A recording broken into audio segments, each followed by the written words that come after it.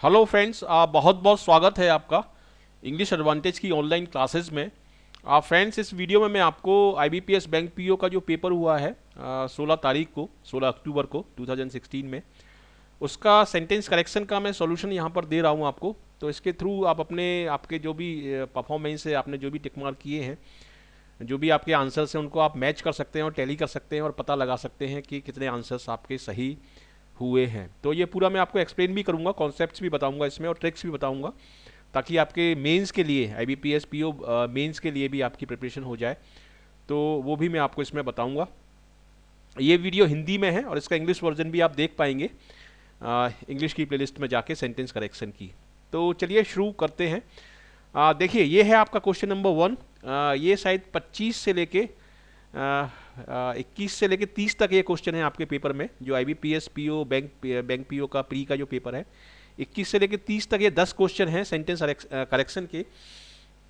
और इसको सॉल्व करने से पहले मैं आपको बता दूं कि सेंटेंस करेक्शन और क्लोज टेस्ट ये बहुत ही स्कोरिंग पार्ट है। और जब भी आप एग्जाम में जाएं, प्री में जाएं या मेंस में जाएं, तो सबसे पहले आपको सेंटेंस करेक्शन का पार्ट ही करना है। सेंटेंस करेक्शन का पार्ट हाई स्कोरिंग पार्ट है और इसको आप आराम से कर सकते हैं। सेंटेंस करेक्शन के यदि 10 में से आपने 7 कर दिए, जो कि आप आराम से कर सकते हैं, और क्लोज टेस्ट में आपने 3 कर दिए, 5 में से 3 या ज़्यादा भी आते हैं, कभी 10 भी आते हैं, तो 3 कर दिए। अगर 5 आते हैं सपोज, तो आपने 3 कर दिए और 7 इसमें से कर दिए, तो 10 नंबर आपके टोटल इंग्लिश का आपका सेक्शनल कट ऑफ आराम से निकल जाएगा, क्योंकि 8 या 9 से ज़्यादा इसका कट ऑफ कभी भी नहीं जाएगा। ठीक है, तो यही आपकी बेस्ट स्ट्रेटजी है। सबसे पहले सेंटेंस करेक्शन करिए, उसके बाद आपका क्लोज टेस्ट करिए, और केवल जो 100% श्योर हैं जिनके बारे में, आप उन्हीं के आंसर लगाइए, और बाकी को सबको छोड़ना है आपको। लेकिन स्टूडेंट क्या करते हैं, स्टूडेंट रीडिंग कॉम्प्रीहेंशन को सबसे पहले करते हैं। जो आरसी है, जो कि सबसे टफ पार्ट है, उसको सबसे पहले करते हैं, उसको सबसे बाद में करना है, और वो भी मेंस एग्जाम में, क्योंकि प्री पूरी तरीके से क्वालिफाएंगे। आपको 8 या 9 नंबर लाने हैं, जो कि आप सेंटेंस करेक्शन या क्लोज टेस्ट के थ्रू ला सकते हैं। डेफिनेटली मेंस में आप थोड़ा ट्राई कर सकते हैं रीडिंग कॉम्प्रीहेंशन का, लेकिन उसको भी सबसे बाद में आपको करना है, सबसे पहले नहीं। ठीक है, अब देखिए, ये है question number 1। Studies show that the lives of millions of mothers and their children could be saved if countries would invest in programs that ensures a healthy pregnancy and safe child birth. ठीक है, तो ये लंबा sentence है, थोड़ा सा tricky sentence है, लेकिन इसमें गलती कहाँ पर है? इसमें गलती है, देखिए यहाँ पर, ये जो प्रोग्राम्स है ये प्लूरल है, ये जो प्रोग्राम्स है ये प्लूरल है, तो इसलिए यहाँ पर जो सिंगुलर वर्ब नहीं आएगी इसमें। इसमें ये वाला पार्ट गलत है इसमें आपका। इसमें प्रोग्राम्स के बाद इंश्योर आएगा यहाँ पर, प्रोग्राम्स दैट इंश्योर। ठीक है, क्योंकि ये प्लूरल है, तो यहाँ पर भी प्लूरल वर्ब आएगी। जिसमें एस लगा होता है वो सिंगुलर वर्ब होती है। ठीक है, तो इसमें आपका आंसर होगा सी। और इस तरह के क्वेश्चन मैं बहुत करवा चुका हूँ अपने वीडियो ट्यूटोरियल के थ्रू। इस चैनल पर काफ़ी सारे क्वेश्चन मैंने इस तरीके के बताए हैं, जो कि सब्जेक्ट वर्ब एग्रीमेंट के होते हैं। ठीक है, तो प्रोग्राम्स इसमें प्लूरल है, तो यहाँ पर इंश्योर्स नहीं होगा, इंश्योर होगा। और सी पार्ट में इसमें गलती, तो सी इसमें आपका आंसर माना जाएगा। और लेकिन ये थोड़ा सा लेंथी सेंटेंस है, ट्रिकी सेंटेंस है। इस तरह के सेंटेंसेस में स्टूडेंट गड़बड़ा जाते हैं, कंफ्यूज हो जाते हैं। बाकी सारा पार्ट इसका सही है। देखिए, जैसे स्टूडेंट्स शो, ये सही है, यहाँ पर शो लगा हुआ है क्योंकि ये प्लूरल है। दैट द लाइव्स, लाइव्स सही लिखा हुआ है यहाँ पर, प्लूरल फॉर्म लाइव्स है। Lives of millions of mothers, ये सही है। ठीक है, and their children could be saved if countries would के बाद फर्स्ट फॉर्म है इन प्रोग्राम्स, हाँ सही है। पूरा सेंटेंस ये सही है, कहीं कोई गलती नहीं है, यहीं पर इसमें गलती है, और इसका आंसर होगा आपका सी। तो इस आंसर से आप अपना मैच कर सकते हैं कि आपने क्या आंसर लगाया है इसमें, और उसके अकॉर्डिंग अपनी परफॉर्मेंस को आप मेजर कर सकते हैं, असेस कर सकते हैं। चलिए नेक्स्ट सेंटेंस देखते हैं। Film viewers claim that the number of scenes depicting alcohol consumption have increased dramatically over the last decade. इसमें क्या लगाया है आपने आंसर? देखिए, मैं बताता हूं इसका आंसर क्या है। देखिए, मैं पहले पूरा एक्सप्लेन करके बताता हूं आपको। फिल्म व्यूअर्स क्लेम, ये व्यूअर्स प्लूरल है, तो ये भी प्लूरल वर्ब है, मतलब यहां पर ये सही है। That the number of scenes, ठीक है, depicting alcohol consumption have increase dramatically over the last decade. इसमें ये कहने की कोशिश कर रहे हैं कि फिल्म व्यूअर्स ये क्लेम करते हैं कि ऐसे सीन्स जिसमें अल्कोहल कंजम्पशन के बारे में बताया जाता है, ऐसे सीन्स बढ़ गए हैं, बढ़ चुके हैं। ठीक है, तो इसमें यहां पर हम बात कर रहे हैं द नंबर ऑफ सीन्स की, द नंबर ऑफ सीन्स की बात कर रहे हैं, मतलब सीन्स जो हैं, जो दृश्य जो हैं उसकी संख्या बड़ी है।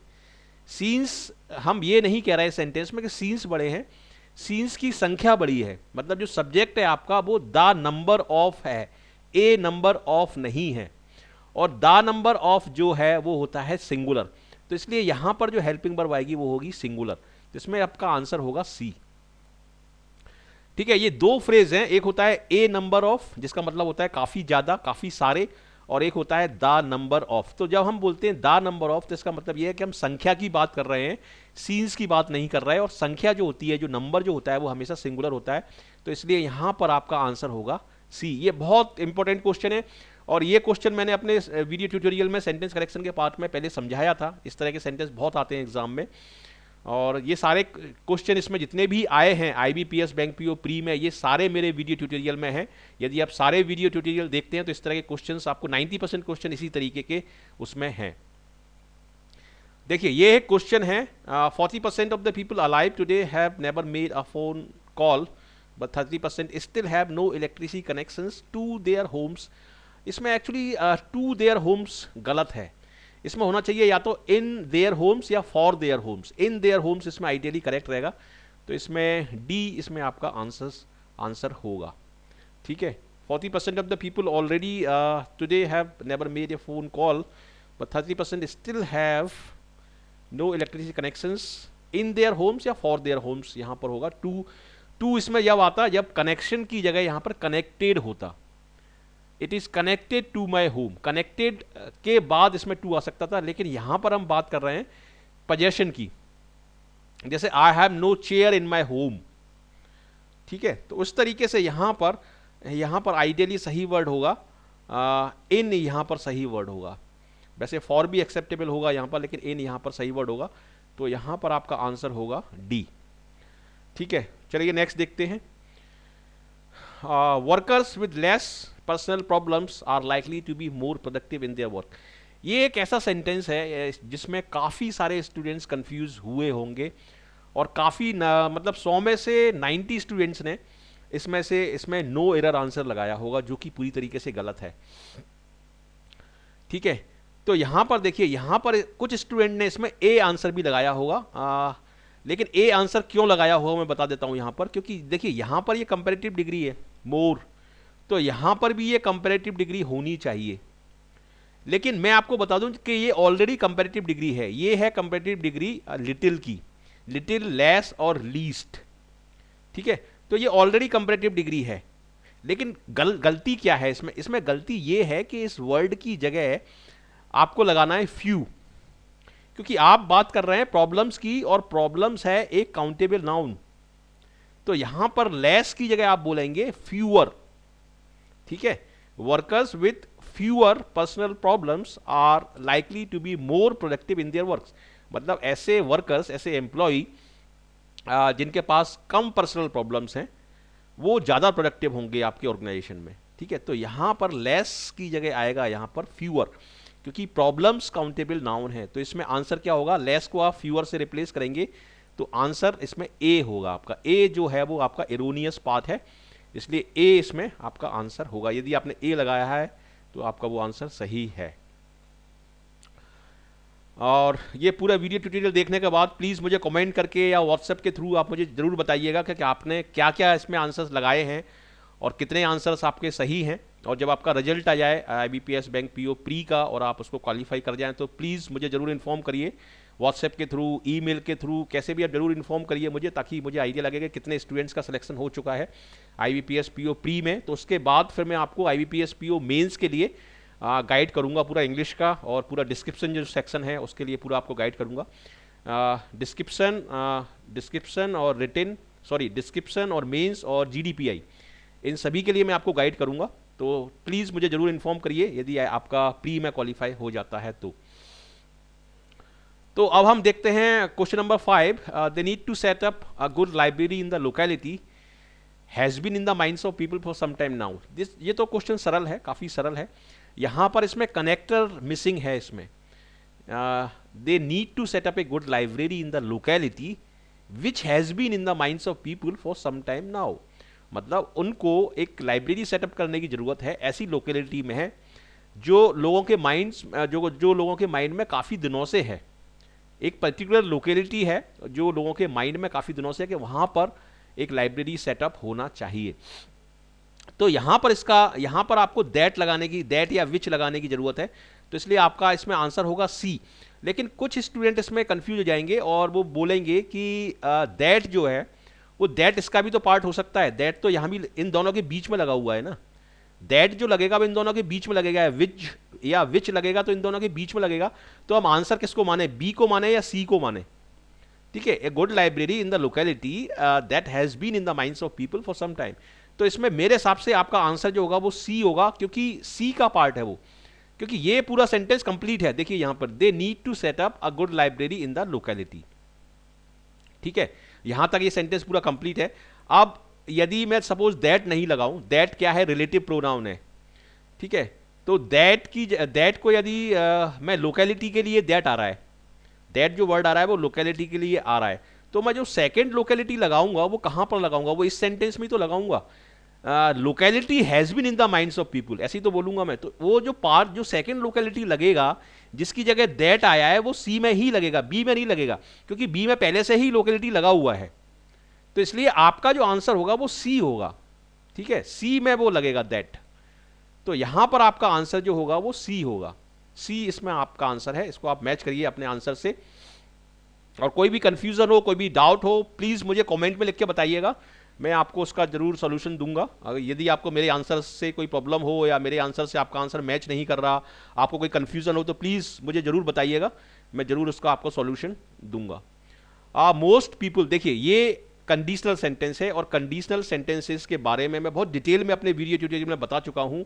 यदि आपने मेरे सारे वीडियो ट्यूटोरियल देख लिए हैं सेंटेंस करेक्शन के, तो आपका सेक्शनल कट ऑफ कोई नहीं रोक पाएगा, आराम से निकलेगा आपका सेक्शनल कट ऑफ, प्री का भी और मेंस का भी। ठीक है, ये सारे क्वेश्चंस मैं अपने वीडियो ट्यूटोरियल में मैंने एक्सप्लेन किए हैं। ये कंडीशनल सेंटेंस है, ये थर्ड कंडीशन है। तीन कंडीशन होती है इंग्लिश में, एक होती है आपका ओपन कंडीशन, एक होती है आपका इमेजिनरी कंडीशन, और एक होती है अनफुलफिल्ड कंडीशन। ठीक है, तो ये जो पार्ट है ये अनफुलफिल्ड कंडीशन का सेंटेंस है। अनफुलफिल्ड कंडीशन में जो कंडीशनल पार्ट होता है जो कि इफ से स्टार्ट होता है, ये इफ से स्टार्ट हो रहा है, तो ये है कंडीशनल पार्ट। इसमें हम हैड के साथ V3 लगाते हैं, हैड के साथ हमेशा इसमें V3 लगेगा, और जो रिजल्ट वाला पार्ट होता है उसमें वुड हैव के साथ V3 लगाते हैं। तो यहां पर वुड हैव दिया हुआ है ऑलरेडी, और ये V3 लगा हुआ है अटेंडेड, और यहां पर हैड के साथ V3 लगा हुआ है, ये हैड है और ये हैड V3 है। अब इसमें कंफ्यूजन क्या है, इसमें कंफ्यूजन स्टूडेंट को ये लग रहा होगा कि ये हैड और हैड दो बार क्यों आया है यहां पर। ठीक है, तो देखिए इसमें हैड जो होता है, जो हैव होता है, वो दो तरीके से यूज होता है इंग्लिश में। एक तो हैव आपका हैव हेल्पिंग वर्ब होता है, और एक हैव आता है आपका पोजेशन के लिए, कोई चीज होने के लिए। जैसे अगर मैं बोलूं कि आई हैव डन इट, ठीक है, आई हैव डन इट अगर मैं बोलूं, तो इसमें हैव क्या है, इसमें हैव हेल्पिंग वर्ब है, क्योंकि डन V3 आ रहा है, तो इसलिए हेल्पिंग वर्ब है हैव। और अगर मैं बोलूं I have a good car, तो इसमें हैव हेल्पिंग वर्ब नहीं है, इसमें हैव पोजेशन के लिए यूज हो रहा है। ठीक है, हैव जो है वो पोजेशन के लिए यूज हो रहा है। तो इस पोजेशन के लिए जब हैव यूज होता है तो उसकी जो थर्ड फॉर्म होती है, उसकी थर्ड फॉर्म होती है हैड। ठीक है, तो उस हिसाब से ये हैड आया है इसमें एक रेगुलर वर्ब के रूप में, सॉरी हेल्पिंग वर्ब के रूप में यहाँ पे हैड आया है, और ये हैड आया है पोजेशन के लिए। ठीक है, तो पोजेशन किस चीज का पोजेशन, नोटिस का पोजेशन, नोटिस का हम पोजेशन बता रहे हैं। तो इसलिए ये हैड लगा हुआ है, और हैड के साथ हम क्या लगाते हैं, V3 लगाते हैं, तो ये भी तो V3 है, ये हैव का V3 है। ठीक है, तो ये सेंटेंस सही है आपका, नो एरर सेंटेंस है ये, इसमें आपका आंसर होगा ई। ठीक है, इसमें यदि आपने डी लगाया है या और कुछ लगाया है तो वो गलत है आपका आंसर। तो इसमें नो एरर ये सेंटेंस है, और मैंने पूरा आपको जस्टिफाई करके बताया है। कंडीशनल थर्ड कंडीशन है ये, और रिजल्ट पार्ट में वुड हैव लगा हुआ है, यहाँ हैड लगा हुआ है, हैड के साथ V3 लगा हुआ है यहाँ पर, तो ये सेंटेंस आपका सही है। और इस सेंटेंस का मतलब क्या है, इस सेंटेंस का मतलब मैं बता देता हूं आपको। Most people would have attended the union meeting if they had had longer notice of it, मतलब काफ़ी सारे लोगों ने मीटिंग को ज्वाइन किया होता यदि उनको नोटिस, थोड़ा सा लंबा उनको नोटिस मिल गया होता। लंबे नोटिस से क्या मतलब है, मतलब जब मीटिंग थी तो उसके एक दिन पहले केवल उनको इन्फॉर्म किया। यदि उनको 15 दिन पहले इन्फॉर्म करते या 10 दिन पहले इन्फॉर्म करते तो काफ़ी सारे लोगों ने यूनियन मीटिंग को ज्वाइन किया होता। ये पास्ट की कंडीशन है, प्रेजेंट की नहीं है, ये पास्ट की कंडीशन है। पास्ट में बोल रहा हूं कि ऐसा हुआ होता, ठीक है।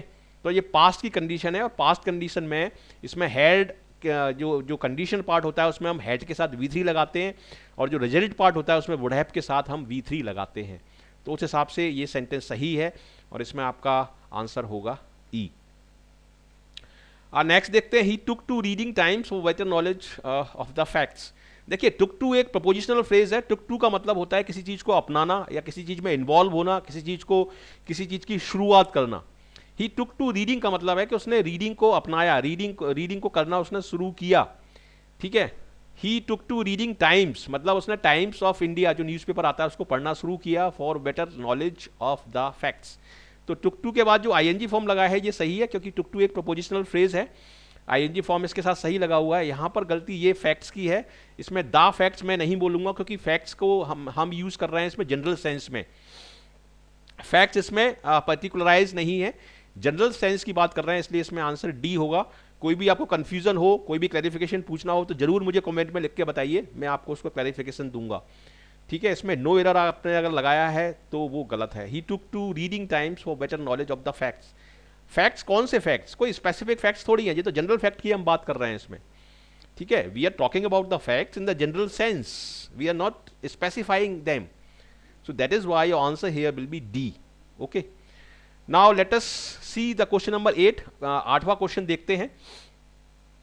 When children have difficulty understanding, difficulty के बाद अंडरस्टैंडिंग आता है, ये सही है। A certain mathematical process, ये सही है। It is often because their teachers do not understand conceptually themselves and do not present it in a way that children can understand, ठीक है। इस सेंटेंस का मतलब ये है कि कभी कभी बच्चों को टीचर की बातें समझ में नहीं आती, टीचर का एक्सप्लेनेशन समझ में नहीं आता, क्योंकि टीचर ने खुद उस लेसन को, उस कॉन्सेप्ट को अच्छे तरीके से नहीं समझा होता है। तो यहां पर हम एम्फेटिक प्रोनाउन का यूज कर रहे हैं। एम्फेटिक प्रोनाउन मतलब जोड़ देने के लिए जो यूज होता है, ठीक है। ये जो प्रोनाउंस होते हैं, देमसेल्व्स, माईसेल्व्स, हरसेल्फ, ठीक है, ये सारे होते हैं रिफ्लेक्सिव प्रोनाउन। लेकिन इन रिफ्लेक्सिव प्रोनाउंस को हम एम्फेटिक प्रोनाउन की तरह भी यूज कर सकते हैं, मतलब जोड़ देने के लिए, एम्फेसिस के लिए। तो यहां पर ये जो प्रोनाउन है, ये रिफ्लेक्सिव एम्फेटिक प्रोनाउन है। तो एम्फेटिक प्रोनाउन एक्चुअली यहां पर आना चाहिए, ये यहां पर होना चाहिए। There teachers themselves do not understand it conceptually and do not present it in A way that children can understand it. तो ये आपका एम्फेटिक प्रोनाउन है, ये जोड़ देने के लिए यूज हो रहा है। तो यहां पर इसकी पोजीशन इसमें गलत है, तो इसमें सी इसमें आपका आंसर होना चाहिए, इसमें सी इसमें करेक्ट आंसर होगा, ठीक है। रिफ्लेक्सिव प्रोनाउन क्या होता है और आपका एम्फेटिक प्रोनाउन क्या होता है, इसका मैं एक अलग से वीडियो बनाऊंगा, लेकिन मैं अभी ब्रीफ में बता देता हूं कि एम्फेटिक प्रोनाउन जोड़ देने के लिए यूज होता है। जैसे अगर मैं बोलूं कि आई वेंट देयर, ठीक है, मैं वहां पर गया, और अगर मैं बोलूं कि मैं खुद वहां पर गया, तो मैं बोलूंगा I went there myself या I myself went there. तो ये है आपका एम्फेटिक प्रोनाउन। और रिफ्लेक्सिव प्रोनाउन वो होता है जिसमें सब्जेक्ट और ऑब्जेक्ट एक ही होता है, ठीक है। जैसे अगर मैं बोलूं कि आई टीच माई सेल्फ, ठीक है, तो पढ़ने वाला और पढ़ाने वाला इसमें एक ही व्यक्ति है, मतलब सब्जेक्ट और ऑब्जेक्ट एक ही व्यक्ति है। जो एक्शन सब्जेक्ट से शुरू हो रहा है वो ऑब्जेक्ट पे आके खत्म हो रहा है, मतलब रिफ्लेक्स हो रहा है, वो वापस आ रहा है। जो एक्शन सब्जेक्ट से शुरू हो रहा है वो ऑब्जेक्ट पर वापस आ रहा है, तो इसलिए इसको हम बोलेंगे reflexive pronoun. I teach my self, ये, या मैं बोलूं जैसे ही किल्ड हिमसेल्फ, मतलब मरने वाला और मारने वाला एक ही व्यक्ति है, तो वो होते हैं रिफ्लेक्सिव प्रोनाउन। इनके मैं बेसिक ग्रामर के और कोर ग्रामर के अलग से वीडियोस बनाऊंगा। तो अभी तो मेरा पर्पज ये आपको सॉल्यूशन देना है, तो इसको आप अच्छी तरह से समझ लीजिए, ठीक है। और मेंस के लिए काफ़ी आपको हेल्प मिलेगी, जो मेंस एग्जाम होगा उसमें भी इसी तरह के क्वेश्चन आएंगे, 10 क्वेश्चन डेफिनेटली आएंगे, तो उसका आपका एक बेस बन जाएगा, प्लस आप अपने आंसर्स मैच कर सकते हैं। अब देखते हैं 9th question. Everyone who visits Singapore is impressed by its cleanliness, which is mainly a result of rigorous implementation of their strict laws। ये तो बहुत सरल है, काफ़ी सरल है। इसमें ये देयर गलत है, इसमें ये देयर गलत है, क्योंकि सिंगापुर के लिए हम बात कर रहे हैं, तो यहाँ पर इट्स सही है, ये सिंगापुर के लिए आया है, तो यहाँ पर भी फिर देयर क्यों आएगा? देयर हम किसी ऑफिशियल्स के लिए थोड़ी बात कर रहे हैं, तो यहाँ पर आपका आंसर होगा डी। ये तो थोड़ा सा सरल है, उतना कठिन नहीं है ये। ठीक है, नेक्स्ट देखते हैं। The bridal dress was most unique, the Prince designed it and his mother provided the less fabric. इसमें गलती कहाँ है? इसमें गलती है आपका, इसमें गलती बी वाले पार्ट में है। इसमें जो यूनिक जो वर्ड है उसके साथ हम मोस्ट नहीं लगाएंगे। ऐसा क्यों है? ऐसा इसलिए है क्योंकि कुछ वर्ड पहले से ही एब्सोल्यूट होते हैं, नेचर में एब्सोल्यूट होते हैं, उनको आप कंपैरेटिव डिग्री में यूज नहीं कर सकते। जैसे जैसे यदि मैं बोलूं एक सर्किल है, दो सर्किल हैं, तो दो सर्किल को मैं कंपेयर नहीं कर सकता। मैं ये नहीं बोल सकता कि पहले वाला सर्किल दूसरे वाले सर्किल से ज्यादा गोल है, क्योंकि सर्किल तो सर्किल ही है ना। अगर एक कम गोल हुआ और एक ज्यादा गोल हुआ तो फिर तो वो सर्किल ही नहीं रहेगा। या मैं बोलूं स्क्वायर, ये वाला स्क्वायर इस स्क्वायर से ज्यादा ज्यादा स्क्वायर है, तो अगर ऐसा मैं करूंगा तो वो स्क्वायर ही खत्म हो जाएगा फिर तो वो। और इसी तरीके से अगर मैं बोलूं कि परफेक्ट, परफेक्ट के बाद बोलूं कि मोर परफेक्ट या मोस्ट परफेक्ट, तो परफेक्ट तो पहले से ही एब्सोल्यूट है ना, परफेक्ट में तो पहले से ही मोस्ट लगा हुआ है। उसी तरीके से यूनिक वर्ड है, जैसे सपोज 100 में से कोई एक चीज यूनिक है तो वो पहले से ही परफेक्ट और पहले से ही अनोखी है, वो 99 से पूरी तरीके से अलग है, तभी तो वो यूनिक हम उसको बोल रहे हैं। तो इसीलिए यूनिक के पहले इसमें मोस्ट वर्ड नहीं लगेगा, ये मोस्ट वर्ड गलत है यहाँ पर, और इसलिए इसमें आपका आंसर होगा बी। तो ये 10 क्वेश्चन आपके आईबीपीएस बैंक पीओ में आए हैं, और 10 क्वेश्चंस का मैंने आपको सॉल्यूशन बताया है, और मुझे उम्मीद है कि आपको ये अच्छा लगा हो और आपको काफ़ी हेल्प मिलेगी। और 1 या 2 दिन में मैं आपका रीडिंग कॉम्प्रिहेंशन, क्लोज टेस्ट और पैरा जंबल, ये 4 चीज़ें और आई हैं, 3 चीज़ें और आई हैं आपके, तो इसके भी मैं सॉल्यूशंस आपको दूंगा, तो उससे आप पूरा मैच कर सकते हैं कि कितना आपका स्कोर बन रहा है। और जो मैंने स्ट्रेटजी बताई है उस स्ट्रेटजी से आप चलते हैं तो डेफिनेटली आपका आईबीपीएस बैंक पीओ क्रैक हो जाएगा, उसमें आप सिलेक्शन ले सकते हैं। लेकिन यदि अपना आपने दिमाग लगाया और उल्टे सीधे तरीके से किया तो नहीं हो पाएगा। रीडिंग कॉम्प्रिहेंशन यदि आपने किया तो बहुत टाइम लग जाएगा, उसमें फंस जाएंगे, आप नहीं कर पाएंगे। सबसे पहले आपको करना है सेंटेंस करेक्शन, और प्री में तो केवल सेंटेंस करेक्शन और क्लोज टेस्ट 7 और 3, मतलब क्लोज टेस्ट के 3 क्वेश्चन और सेंटेंस करेक्शन के 7 क्वेश्चन, टोटल 10 क्वेश्चन करने हैं, और किसी भी चीज़ से हाथ नहीं लगाना जब तक कि आप 100% श्योर नहीं है। ठीक है, तो इस तरीके से आप इसको क्रैक कर सकते हैं। मेंस एग्जाम का मैं बताऊंगा आपको, पहले आप पी क्वालिफाई करें, उसके बाद में मेंस का क्रैक करने का, और डिस्क्रिप्टिव का और जीडीपीआई का, इसका सबका मैं बताऊंगा, और डेफिनेटली आपका सिलेक्शन होगा। ये मेरी कुछ लिंक्स हैं, इन लिंक्स के थ्रू आप मुझसे जुड़ सकते हैं, फेसबुक पर इंग्लिश एडवांटेज ग्रुप में, और ट्विटर पर भी आप मुझे जुड़ सकते हैं। ये है मेरा व्हाट्सएप नंबर, ये आप सभी को जो मेरे चैनल के सब्सक्राइबर हैं उनको पता होगा, और यदि नहीं पता है तो इस नंबर को आप सेव करिए, और इस ग्रुप में अगर व्हाट्सएप ग्रुप है उसमें आप जुड़ना चाहते हैं तो उसमें भी आप जुड़ सकते हैं। अपना नाम आप जरूर लिख के भेजिए और ऐड मी आप लिख के भेजिए, आपको मैं उस ग्रुप में जोड़ लूंगा। तो कैसा लगा आपको ये वीडियो? यदि आपको ये वीडियो अच्छा लगा है तो जरूर जरूर इसको लाइक करिए, शेयर करिए अपने फ्रेंड्स के साथ, और कमेंट करके मुझे बताइए कैसा लगा आपको ये वीडियो, और अपने कमेंट्स मुझे ज़रूर प्लीज़ भेजिए। और यदि आप फर्स्ट टाइमर हैं और अभी तक यदि आपने ये चैनल सब्सक्राइब नहीं किया है तो ज़रूर ज़रूर हमारे साथ जुड़िए, आपका बहुत बहुत स्वागत है इस चैनल पर। और यदि आप सब्सक्राइब करते हैं तो सारे एग्ज़ाम के नोटिफिकेशन, सारे वीडियोज़ के अपलोड और सारे आंसर सॉल्यूशन सब आपको इस चैनल पर मिलेंगे, और सभी आपको ईमेल के थ्रू आपको नोटिफिकेशंस मिलते जाएंगे। तो प्लीज़ इस चैनल को सब्सक्राइब करिए, सब्सक्राइब करना पूरी तरीके से फ्री है, आप आराम से लाल बटन आपको दबाना है और सब्सक्राइब हो जाएगा, और आपको सारे नोटिफिकेशंस मिलते जाएंगे। ठीक है, तो thank you very much for watching this video, and I wish you all the best for your bright future. Thank you.